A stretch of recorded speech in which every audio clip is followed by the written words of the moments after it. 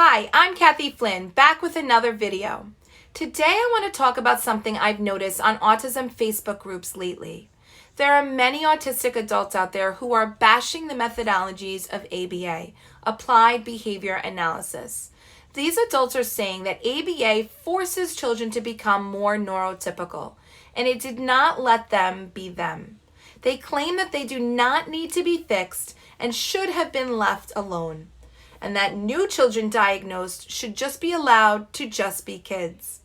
Okay, so I have a few important things to say about this. First, these adults who are on Facebook are typing full paragraphs about their views. They are obviously fully functioning adults with autism and may be considered high functioning if in fact they are on Facebook and putting their opinions in writing. It is great to get the perspective of an autistic adult, but we have to be careful about letting their views change the way we think of ABA. If these adults are truly high functioning, perhaps ABA was not as necessary for them as children. Perhaps they had the capacity for language and social skills and appropriate behavior, and they may have benefited from other strategies and modifications. ABA is not the be-all, end-all solution. It is not supposed to be for every child with autism.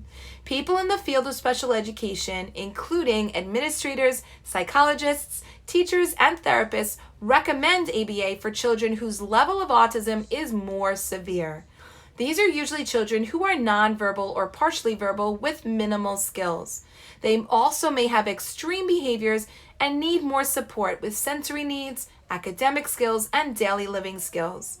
Second, ABA, which started in 1970, has come a long way in the last 50 years. In the beginning, ABA was considered a harsh treatment.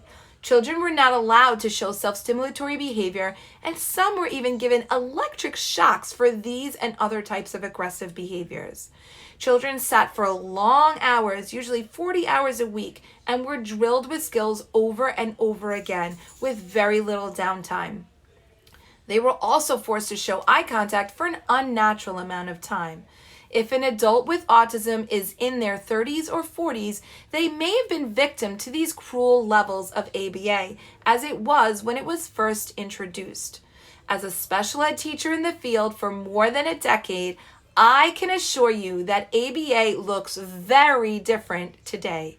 First of all, electric shock is obviously not allowed to be given as a treatment.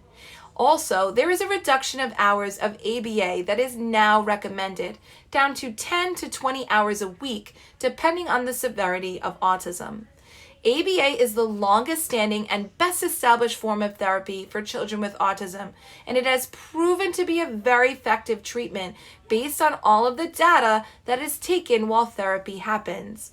Over several months, data will show what skills are mastered and how much your child has benefited from ABA. In addition, special ed teachers in the field are taught to use natural environment teaching as much as possible, using toys and play as a medium to teach. This means that while your child is playing with colored blocks, for example, they can be taught imitation skills with the blocks, colors, stacking, patterns, etc., while also getting a chance to build and explore. We are also taught that it is important to let kids stim. It is okay if a child needs to flap his or her arms or feel the need to shake something in front of his or her face, or toe walk or jump around. These are all children who are seeking sensory input to feel more regulated, and we can't and should never deny them of this.